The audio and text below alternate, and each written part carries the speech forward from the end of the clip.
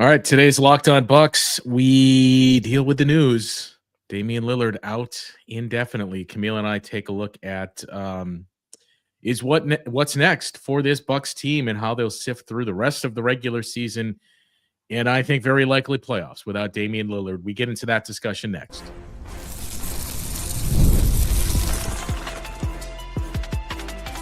You are Locked On Bucks, your daily Milwaukee Bucks podcast. Part of the Locked On Podcast Network, your team every day. Welcome into Locked On Bucks. I'm Justin Garcia, joined as always by Camille Davis. We thank you for making this your first listen of the day and for checking out the Locked On Bucks newsletter. If you have not done so yet, you can still sign up for free at lockedondaily.com and get your day started with the all-new free Locked On Bucks newsletter. Today's episode of Locked On Bucks is brought to you by Game Time. Download the Game Time app, create an account, and use the code LOCKEDONNBA for $20 off your first purchase. The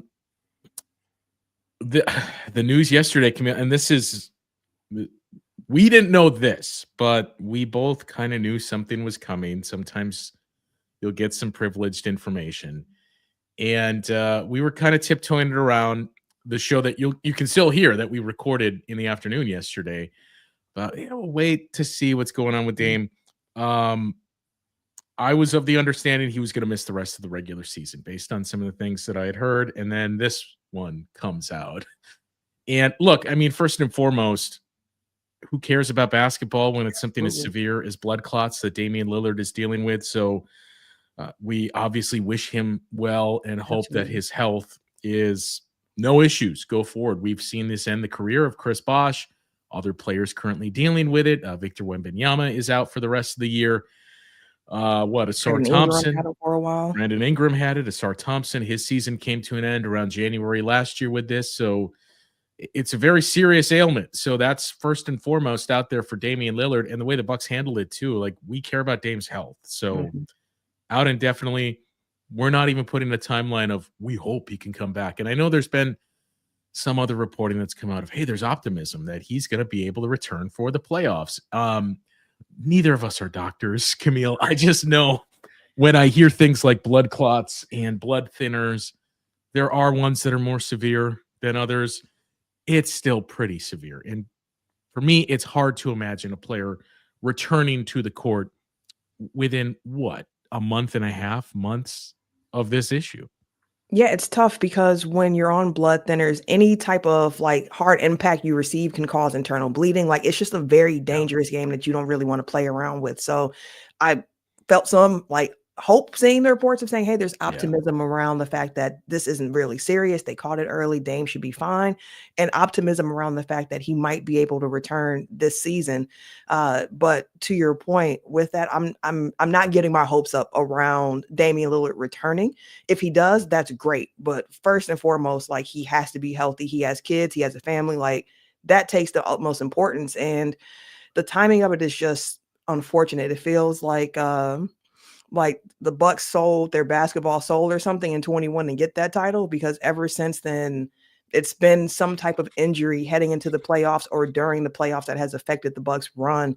I think about after the title in 22 with Chris Middleton and the MCL sprain after slipping on the wet spot against the Bulls, and the Bucks were able to take the Celtics to 7 in the second round, but just didn't have enough there. The following year, Giannis injures his back against the Heat. We know how that series went with Jimmy Butler becoming Michael Jordan. And then last year you have Giannis go out 3 games before the playoffs even begin with his calf injury. He misses the whole first round series. Dame gets injured during that series as well as just Chris Middleton. And we got a great farewell song from Chris in the playoffs there with his performances. But the way that this Bucks team is constructed, especially after the trade deadline, with them making moves to try to put pieces around Giannis and Dame to elevate their play, you take Dame out the equation, and it's just kind of where do the Bucks go now with just Giannis being that sole creator, that sole point of interest for opposing defenses? That's the big one. Look, in some ways, the fact that they've had to play these last 3 games without Dame and insert Ryan Rollins in the starting lineup and try to figure out how do we make things work here is somewhat helpful that you at least get a 3-game baseline there. But Yeah, now look, we've had so many conversations about the, for lack of a better word, pressure that is on the role players of who is going to be the consistent third scorer. Um, who's going to step up next to Giannis? You know, like who's going to be the role player that has those big moments and hits shots? And again, it doesn't have to be the same player game in, game out. You just need to have that. So does this mean it's Brook Lopez, everybody's favorite, is the second leading scorer on this team? Is it when Bobby Portis comes back? BP is that guy. I don't know, you know, and what does this mean for the starting lineup? I see a lot of Kevin Porter Jr. moves in there now that you have a better idea. This is not day to day with Damian Lillard. This you need to assume Damian Lillard is shut down for the rest of the season. And how do we forward with these two guys, with Kevin Porter Jr.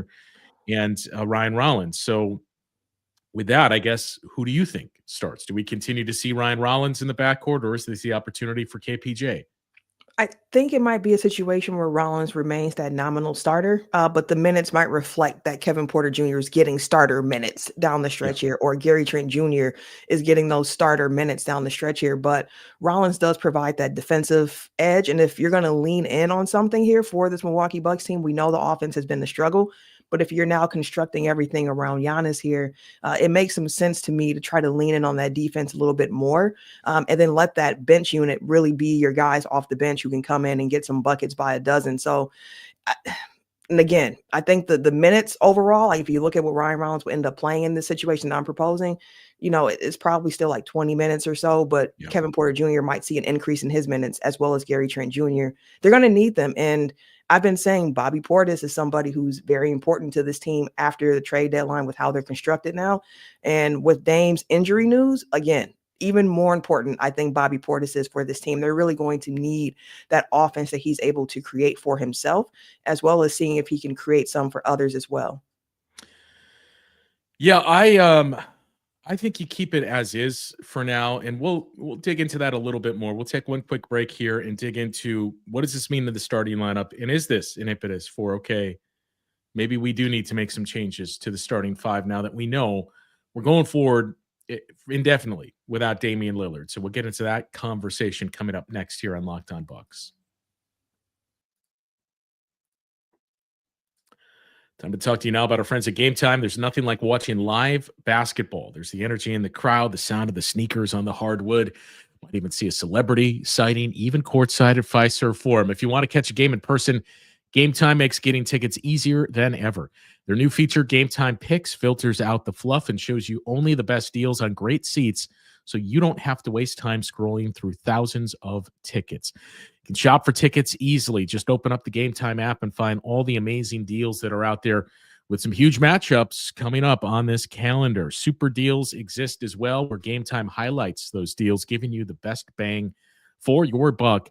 And best of all, the peace of mind you get through Game Time seat views before you buy, no surprise fees at checkout, and a lowest price guarantee you can book with total confidence. So take the guesswork out of buying tickets with Game Time Picks. Download the Game Time app, create an account, and use the code LOCKEDONNBA for $20 off your first purchase. Terms apply. Again, create an account and redeem that code LOCKEDONNBA to get $20 off your first purchase. Download Game Time today. What time is it? Game Time. I assume you just stick with Ryan Rollins for now. And a few people asking to, can we call somebody up from the G League? No, the roster is set. It's currently full. I mean, we talked a couple of shows ago about Doc saying they could sign a 10-day contract. I still haven't gotten clarification. Is that because they have some type of exception? Because Bobby Portis' suspension is 25 games. I mean, I wouldn't think there's any of the hardship exception that you can get here with Dame this late into the season. And it's just Dame that you're dealing with the injury on now. So no, they're pretty well set where they are in terms of their roster. I mean, can I interest you in Jamari Bouye getting some more minutes? That's like what it's going to come to. So you're going to be heavily leaning on those two guys in Kevin Porter Jr. and Andre, we'll save that, Kevin Porter Jr. and Ryan Rollins. But that was my next question, Camille. Does this open the door for Ajax once again? It could. I mean, it just depends on what type of rotations you're throwing out here because we know one thing the Bucks were a little lacking on was the backup point guard play, which is why when Kevin Porter Jr. came over, it was kind of like, oh, I guess we found our new backup point guard because it was between really him or Rollins for that spot. And Doc Rivers has mentioned multiple times that Rollins is not a true point guard. He's more of a combo guard that they've been trying to teach a little bit more about playing the point guard position. And Kevin Porter Jr. has a little bit more, I would say, natural playmaking ability that we've seen so far. So those are really your two like true point guard options there to eat up some of those minutes. But we've also seen the Bucks lean into some really jumbo lineups down the stretch here. And again, the rotation is now shorter. You lost one of the guys of that 9-man rotation that you were playing. We've seen Doc so far with Dame being out during this trip that he's only been going with an 8-man rotation. So I do wonder, we talked about this a little bit as well, of like, is this conditioning or is he just kind of tightening things up? But with Dame being out for an extended period of time and knowing that they're also trying to get everyone else to the playoffs healthy, I do wonder if that opens the door for Andre Jackson Jr. But I would think that those minutes that he would get wouldn't be substantial. I think it would still be maybe 5-10 minutes a game at most for Andre Jackson Jr., but it could be something that's done to kind of eat up minutes along the way for this Bucks team.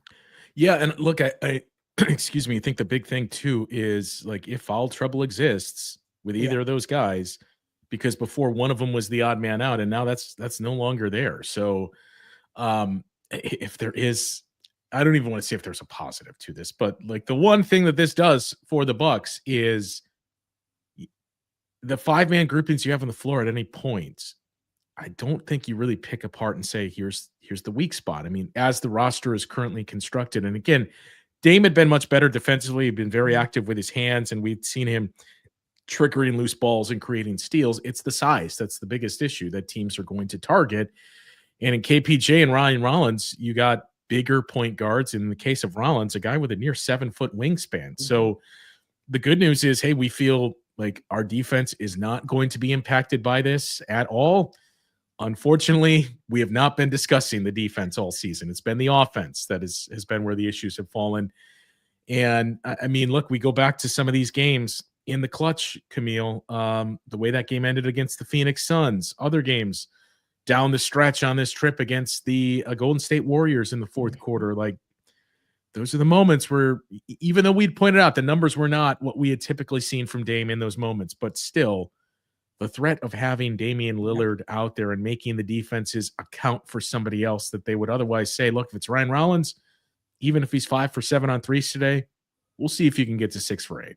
Yeah, that's going to be a lot of opposing defenses' approach, I think, of just like prove it. Like, prove it. We know what Giannis can do. We're going to load up to stop him. Everyone else, prove it. So you're going to need other guys to really step up going forward in this game, because, or just going forward for the Bucks, because we already seen the defensive attention that Giannis gets, even when Dame's on the court.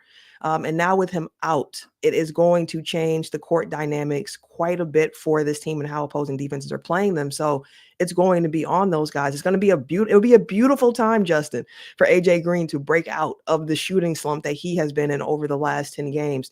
Gary Trent Jr. is going to have to get those shots up. Brook Lopez is going to have continued importance for this team. And my concern with Brook Lopez is just the minutes load that's going to be tasked with him. And we know it's already been heavy with Bobby out, with Sims out. But if you're also looking for that offense, Brook has been one of the most consistent offensive pieces for this Bucks team post-trade deadline. So it's going to be on everyone else to just lift a little bit more than what they were doing before. I think it would be foolish to think that one person on this Bucks team is going to come in and be like, that's it. It's just Kevin Porter Jr. or it's just Gary Trent Jr. Like, it's going to be a team effort where I think every guy is going to have to score a few more points than they normally do to kind of keep this rolling. One other thing I want to touch on here, a lot of the comments that we're seeing, there's a decent amount of optimism, I would say, Camille, which I'm pleasantly struck by, including from Tish here. Like, we've seen our guys up for a good fight in moments like this. The personnel has changed, but I mean, you look back to last year in that series with the Indiana Pacers, where I think we both said, like, look, guys, we got to assume Giannis is not playing in this series. The wording and everything else, this seems like a rather significant issue when you start to dig into what is a soleus and everything else. I got to assume he's not playing in this series, and he didn't. but those guys that stepped up, Dame in game 1, and then Dame goes down, and you're like, oh my God. Chris Middleton was the big piece, right? We get that. He's gone now. But still the core is there when you look at, and I know we'll talk about the game 4 ejection, but Bobby Portis, not only that series, the series 2022, when you closed out the Bulls, but then took the Celtics to 7 games. Same for Brook Lopez. Pat Connaughton was on the roster for both of those teams too. So there is some of that carryover. And yeah, traditionally we have seen this team not quit and be in it for the fight. That's what I'm most looking forward to. And I suppose the other thing is, you know, we've heard Doc Rivers and a lot of coaches give a lot of attention to, it's not as easy as, hey, we got the best players, we should win, guys. Like when the chips are down, sometimes it's hard to get up for those games. If you're on the other side of it, a lot of times you see these teams just win these games. The Bucks were victimized by that several times this season, and they benefited from it. So you do get the, as our friend Bill Simmons puts it, the Pat Ewing theory coming into account here of, well, is this going to be a better thing for the Bucks? That's going to be another thing to keep an eye on here. But the gist of it is, it's such a disappointing blow to get here that once again, you know, all the work that Dame put in the offseason too, to have something as severe as this pop up at this time, another one of those moments for this Bucks team that it just makes you, and I'm not, you know, calling it dead at this moment, but these things just make you appreciate 2021 even more, to say, well, at least we have that, because the ensuing years, the playoffs have not been kind with the bad luck that the Bucks have come across and everything else here. Miami Heat team that went on a run we seldom don't see from an 8 seed. So it wasn't just the Bucks. Everything they were dealing with off the court with Mike Budenholzer and the untimely passing of his brother, Giannis going down in game 1 of that series. We talked about the Middleton year, the year prior. Last year, Giannis and Dame go down. That it's just been one thing after another. It should make you appreciate 2021 even more. And I mean, it makes me even more thankful for 2021, Camille, because if that didn't happen, imagine the discourse that's out there surrounding Giannis and his legacy now. Like, well, is he really one of the best players of? That's what we're open to if 2021 doesn't happen. It truly is. And I think that's really a good place to kind of just leave that and just kind of think about that, because people are going to feel how they feel about this, and seeing the initial reactions to it of just like, man, the season is over. Like, we can't get the breaks. And I understand that, because my first thought when I saw it was just like, man, it's just terrible luck. Like, we never got to see Chris and Giannis and Dame hit the playoffs together. Now this year, it's even more in the air that we see Dame and Giannis alone hit the playoffs together. And it's unfortunate. It's unfortunate, but I think going forward for the rest of this season, again, there is some hope in the background. Like, hey, Dame might be able to come back, but even if he doesn't, and the way I'm looking at it is, I'm not expecting for Dame to come back. And if he does, it's a surprise for me. But just Giannis in itself, one thing I have been saying over the last few years is that we've just been robbed of being able to see playoff Giannis. If Giannis can get there healthy, the rest of the team can get there healthy. As mentioned earlier, this is a team with a lot of fight in it. I think that this Bucks team is still going to be scrappy, can still provide some moments that are going to be like, man, that was a good game. Just, it's not all the way over yet, but knowing how the team was constructed around Dame and Giannis, your best chance for a championship involves the both of them healthy. So with one of them out, like, it's a little bit feels like a handicap situation, but you can only do what you can do when you roll the ball out there. So we'll see how it goes. But at the end of the day, the most important thing, again, is just Dame's overall health, because blood clots can be very, very dangerous. So just wishing the best for Dame. And as for the Bucks, I hope everybody's ready to kind of come together and see what they can do, because they're not going to be favorites at this point. They were barely favorites when they were healthy. So it's a kind of an underdog mentality for the team to take with them as they continue to go forward. So your message is everybody get ready to embrace Brook Lopez. It sounds like. Look, I think we've all probably come across and know people that have been impacted by blood clots in their everyday life. I mean, it's not every scenario is the same. The few things that you hear are, it's better that it's lower in the leg than if it were higher, but you're still not out of the woods. I personally know someone and work with someone that suffered this, I think 3 years ago, and they are still on blood thinners, and they were basically 3 months before they could really start to ramp up what they were able to do because of the threat of being on blood thinners. So I do think it's best that we just assume Mhm. this is it this season for Damian Lillard. And look, if things change and he comes back, great. But Exactly. you need to form the battle plan of this is the group that we're going to have going forward. Giannis is questionable tonight against the Denver Nuggets, as if things couldn't get any worse. Giannis is questionable. But for the Nuggets, Aaron Gordon is also questionable with a calf injury, and Nikola Jokic is still doubtful with that left ankle injury. So maybe 5 straight games with no Jokic, and setting ourselves up for Ryan Rollins versus Jamal Murray tonight in Denver. But that'll do it for tonight's show. Again, very, very disappointing news here that the Bucks have once again been dealt in the lead up to the playoffs, an annual tradition now, unlike no other. We will have the post-game show later on tonight. Still TBD on who the personnel is going to be for that and when it's going to be recorded. But we will have a post-game show breaking down this Bucks and Nuggets game. So be on the lookout for that. That'll do it for today. For Camille, I'm Justin. We will talk with you guys once again tomorrow on Locked On Bucks.